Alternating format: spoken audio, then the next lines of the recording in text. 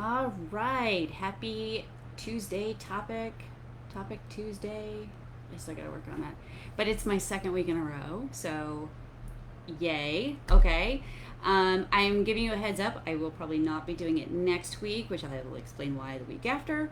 But yes, 2 weeks in a row. Yay! Okay, so today we're going to talk about object permanence, which we also know as out of sight, out of mind. Now, object permanence, the technical definition of it is the understanding that that something still exists even if you no longer can see it, hear it, touch it, etc. Right?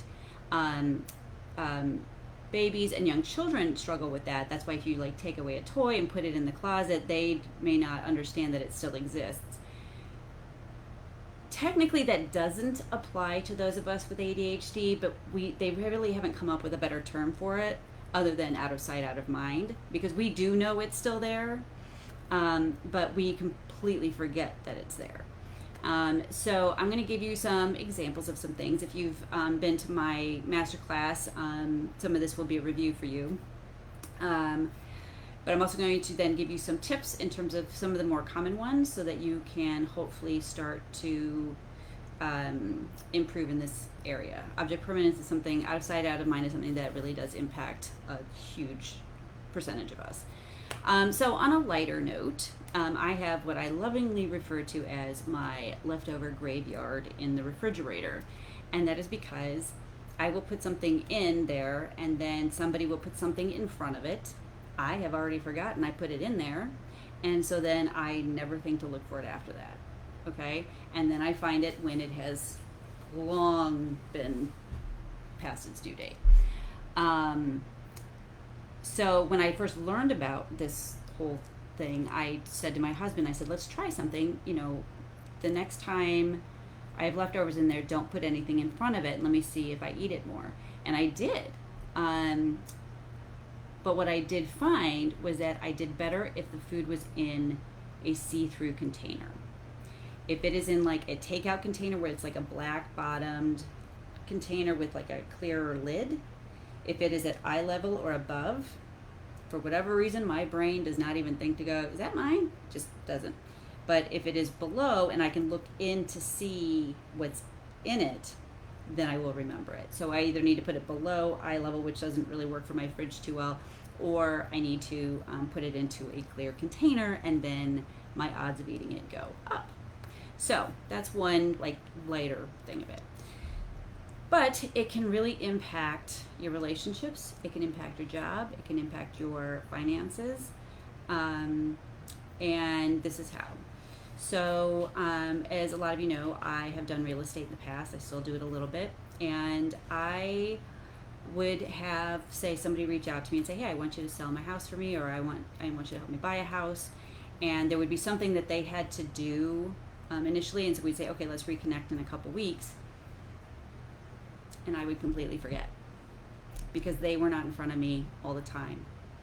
And this goes back to kind of a little bit of what I talked about last week, which is my thought process was, oh, I'll remember, which I don't.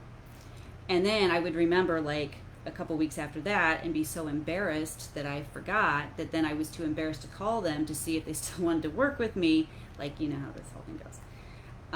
So I lost money that way. I've lost money because once somebody has bought a house, I have had a terrible time remembering just to follow up with them, just to touch base. Again, because they're not in front of me all the time. I would even forget my parents. Now, obviously, I remembered who my parents are and that I had parents, but my dad would call me and be like, "Hey, haven't heard from you in a while. Just want to make sure you're still alive. I haven't heard from you in like a month." Okay, which of course I felt terrible about. So that is where it can really get tricky, right? So you can lose money because you're forgetting to follow up with clients, especially if you are a business owner, and a lot of people with ADHD are entrepreneurs. It's super important for that, and yet is one of the things we struggle with the most.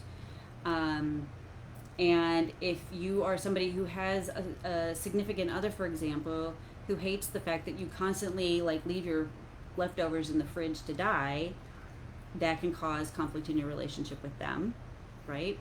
And then just even things like staying on top of like texts and emails and things like that. Because I mean, I'm sure a lot of you have like opened a text and thought, oh, I'll remember to text them back, or you got distracted or whatever, and then you never texted them back, right? So a lot of us have what are called, I wish I could remember where I heard this from, but little piles of gentle reminders around our house. Okay, so if you have bills you have to pay and you have them in a gentle reminder pile, and then somebody puts something on top of it, you will completely forget those bills are there until, it's too late. So, what are some things that you can do to counter this? Because it is a big deal, and you do need to find your workarounds. You need to find the strategies or the systems that are going to work for you. So, with regards to leftovers, put things in a clear container and don't have things go in front of it. That's just the best thing that you can do as far as that. When it comes to any kind of follow-up with a client, put it in your calendar with reminders, as many as you need, immediately. Don't think, oh, I'll do it later, I got to finish this other thing, because you will forget. Just do it right then. Okay, if you don't use an electronic calendar, I do encourage you to start thinking about it. Simply because of the reminders that it will give you, because you'll get reminders on your phone. If you are an Apple person, I use the reminders app for that, and I have it, it comes up on my calendar, but some of them I even put reminders in, and that will also come up on my watch if I don't have my phone with me, etc. I really have to have a lot of reminders because I do forget things, unfortunately, a little too easily. Don't open texts, emails, any of that stuff until you are absolutely certain you can respond to that person right then. Gmail actually has a thing with their email where you can actually hit snooze, and sometimes I will do that. If I know I can't get to it right then, I'll hit snooze and I'll have it remind me the next morning. But that's as far as I would go with that. And put in your calendar people that you want to maintain relationships with, but that you don't see regularly. Call, mom, put it in your calendar with the reminders, and set it as a recurring reminder, a recurring calendar appointment with the reminders. All right, so that it starts to become a regular thing, because then you do start to miss it if you don't do it. I'm trying to think if there's any other tips that I can give you on this one. Those are probably the main things I would say.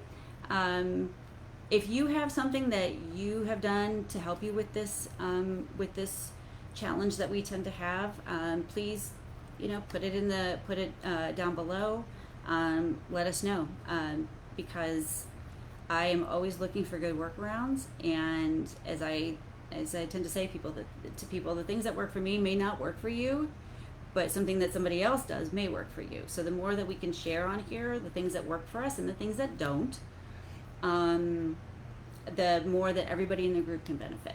Okay, so object permanence, it is a thing, whatever. But I hope these tips today will help you to better handle some of them, so that you're not missing out with your family and your clients, etc. So anyway, have a great day, and I will see you in 2 weeks in terms of